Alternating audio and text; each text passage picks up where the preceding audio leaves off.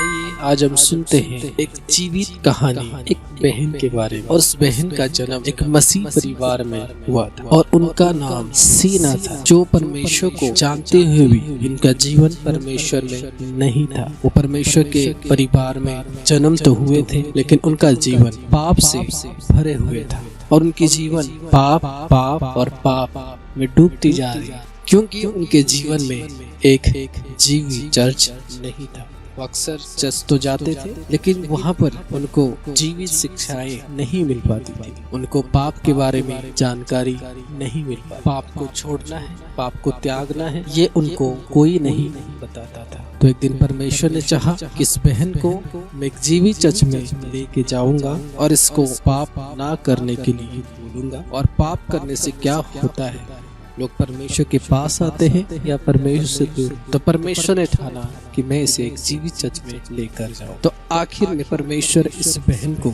जीवित चर्च में लेकर आता है ताकि वो परमेश्वर के स्वर्ग राज्य तक प्रवेश कर सके। जब वो बहन इस चर्च के साथ जुड़ती है, उस जीवित मिनिस्ट्री के साथ जुड़ती है और जीवित खुदावन के दास उससे बात करते हैं, उसके जीवन की हर एक रहस्य, हर एक बातें बताते हैं, उसकी पाप की कर्मों को उसके सामने पेश करते हैं, क्योंकि परमेश्वर के दास के साथ परमेश्वर की आत्मा काम करती थी।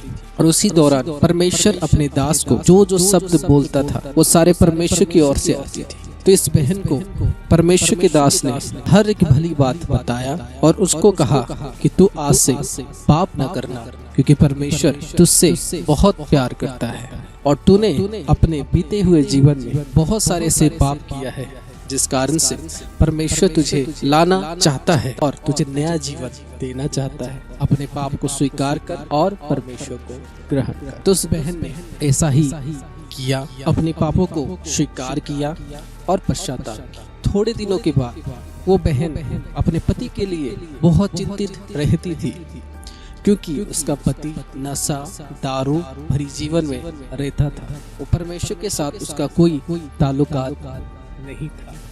तो बहन बहुत चिंता करती थी कि मेरा पति कब बदलेगा। तो उसी समय परमेश्वर ने रात को उससे एक सपना दिया और उस सपने पर उसने ये देखा कि जो जीवित चर्च के साथ परमेश्वर ने उसे जोड़ा था और जो जीवित दास परमेश्वर ने उसे दिया था, सपने में उसने यही विषय को देखा और वही जीवित चर्च को देखा और वही जीवित दास को देखा कि उसके पति उसी भवन में माली का काम कर रहा था और उसी भवन में उसी परमेश्वर की दास की सारी बातें को वो फॉलो कर रहा था। पहले वो चिंता करती थी इस विषय को लेकर कि मेरा पति बदलेगा कैसे, लेकिन परमेश्वर ने उसे सपने के द्वारा ये उत्तर दिया कि जब तू यहाँ रहेगी तभी तेरा पति यहाँ पर बदल जाएगा। थोड़े दिनों की बात होती है, फिर वो बहन परमेश्वर के दास को ये बताती है कि मैंने ऐसा सपना देखा।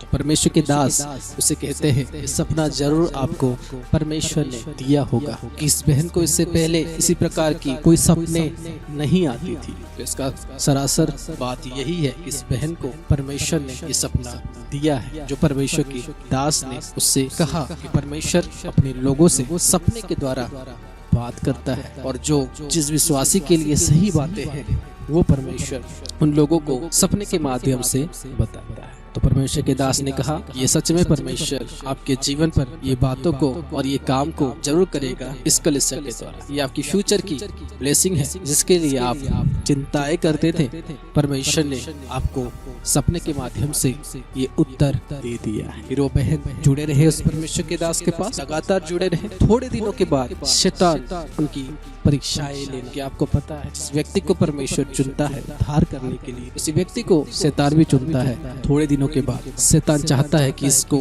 इससे अलग कर दिया जाए, तो फिर से उसके सामने पाप लेकर आता है और वो बहन उस पाप में फंस जाती है और वो पाप करने लगती है। और उसके बाद उस जीवित चर्च से और जीवित दास से वो दूर हो जाती है, क्योंकि परमेश्वर के जीवित जगह पर वही जन रह सकते हैं जो लोग पाप नहीं करते हैं। तो मेरे प्रिय, आज की कहानी से ये सीखने को आपको मिलता है कि परमेश्वर आपको सपने से संदेश देता है और वो इसीलिए आपको जीवित जगह में लाता है कि आप पाप ना करो और मनों को परिवर्तन करो।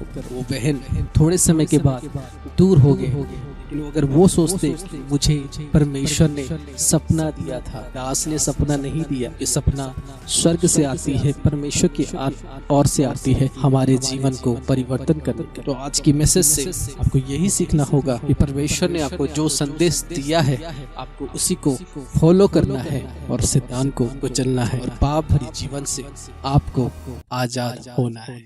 आमीन।